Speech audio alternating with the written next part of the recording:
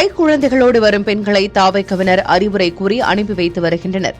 குறிப்பாக கர்ப்பிணிகள் மற்றும் கைக்குழந்தையுடன் வந்த குடும்பத்தினரை காவல்துறையினர் உள்ளே விட அனுமதிக்காததால் குடும்பமாக வெளியே செல்கின்றனர். அங்கு என்ன நடக்கிறது பார்க்கலாம்.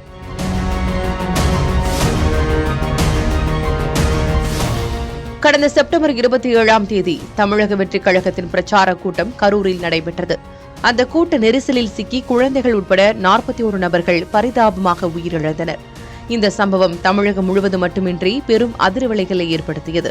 இந்த சம்பவத்தை தொடர்ந்து தமிழகத்தில் இனிமேல் நடைபெறும் பொதுக்கூட்டங்கள், ரோடு ஷோக்கள் என அனைத்திற்கும் வழிகாட்டு நெறிமுறைகள் வகுப்பது தொடர்பாக சென்னை உயர்நீதிமன்றத்தில் வழக்கு விசாரணை நடைபெற்று வருகிறது.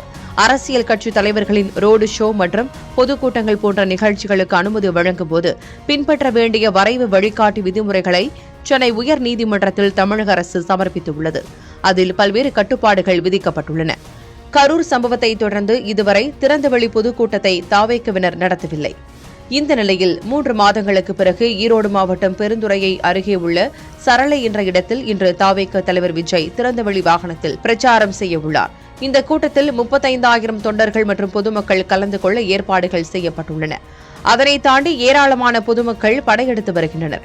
அவர்களை பாதுகாப்பு பணியில் இருக்கும் காவல்துறையினர் ஒவ்வொருவரையும் சோதனைக்கு பிறகே அனுமதித்து வருகின்றனர். அதே சமயம் நேற்று இரவிலிருந்தே ஏராளமான தொண்டர்கள் விஜய் பேசவுள்ள பிரச்சார திடலில் கடும் குளிரையும் பொருட்படுத்தாமல் காத்து கிடப்பதாக கூறப்படுகிறது. இந்த நிலையில் தற்போது ஏராளமான பெண்கள் குடும்பமாக படையெடுத்து வரத் தொடங்கினர். அப்படி வரும் பெண்களை தாவேக்க நிர்வாகிகள் அறிவுரை கூறி திருப்பி அனுப்பி வைத்து வருகின்றனர். குறிப்பாக குழந்தைகளோடு வரும் பெண்கள், கர்ப்பிணிகள், வயதானவர்கள் என அனைவரையும் வலுக்கட்டாயமாக திருப்பி அனுப்பி வைத்தனர்.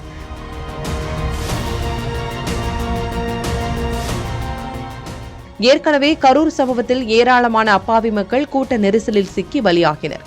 இதேபோல மீண்டும் மற்றொரு சம்பவம் நிகழ்ந்துவிடக் கூடாது என்பதற்காக தாவேக்க நிர்வாகிகள் மிகுந்த பாதுகாப்புடனும் எச்சரிக்கையுடனும் செயல்பட்டு வருவதாக தாவேக்க தரப்பில் கூறப்பட்டுள்ளது.